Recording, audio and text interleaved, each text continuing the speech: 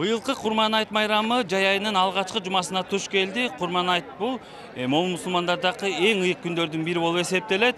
Курман айт бул ынтымактын, боорукерликтин нак белгиси. Бул күнү колунда барлар курмандык чалып бир бөлүгүн бейбечара жетим жесирлерге таратып берип, мусулмандардын ортосундагы сый урматты, достукту, бир туугандык сезимин билдириши керек. Allahu akbar, Allahu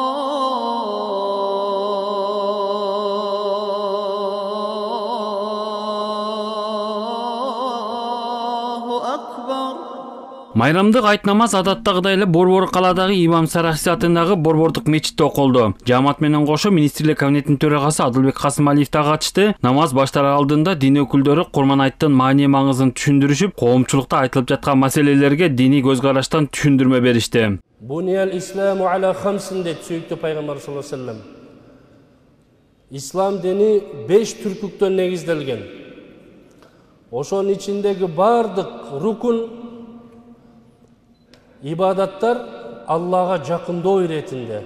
Шариятка ылайык айт намазын окуу эркек кишиге милдет, аялдарга сунушталган эмес. Бул күнү туугандардан, кошуналардан кабар алуу, алар менен баарлашуу абдан маанилүү. Муфти Абдулазиз Закиров Курман айт биримдик менен боорукерликтин, кайрымдуулук менен адилеттүүлүктүн майрамы. Бул күнү курмандык чалынып, муктаждарга жардам көрсөтүлөт. Жүрөктөр бири-бирине жакындай турган күн экенин белгиледи. Bir özgöçөлүгү, мисалы Рамазан айында фитр садака мүмкүнчүлүк чектелгендерге берилген болсо, анын өкүмү мисалы байлар алганга болбойт да. Бирок Курбан айтта ошол бай адам дагы өзүнүн курбандыгын, чалган курбандыгын жей алат да, жана башкаларга тарката алат.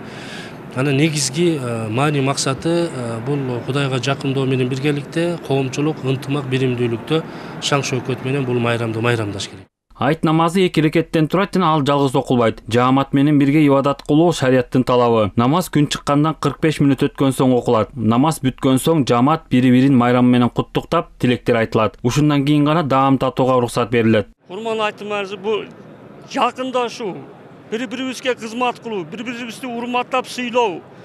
Мусулман бир туугандар баарыбыз бир тууганбыз да. Курман айттын алдындагы 10 күн өтө маанилүү күндөр да. Ошол күндөрдө көп жакшылык кылыш керек. Эми азыр айт келди, колдон келсе курбандык кылып, туугандарды зыярат кылып, аябай айтташ керек да, жакшы майрамдык маанай тартуулап, жакшы сөз сүйлөп. Бул күнү ушул маанайды көтөрүп, баягы таанышкандар болсо кечиришип, кийинки орозо айтка, Курман айтка жетсин деп Кудайга жалбарып, айттап майрамдай турган күн да. Курман айт орозо айттан 70 күндөн кийин белгиленет. Курмандык 3 бөлүккө бөлүнөт. Бири үй бүлөгө, экинчиси кошунага, үчүнчүсү муктаждарга берилет. Бул күнү кошо айтып кайгырууга болбойт. Бул кубаныч, тилектештик майрамы. Дүйшөн Шаршембеков, Жакшылык Исаков, ЛТР Бишкек.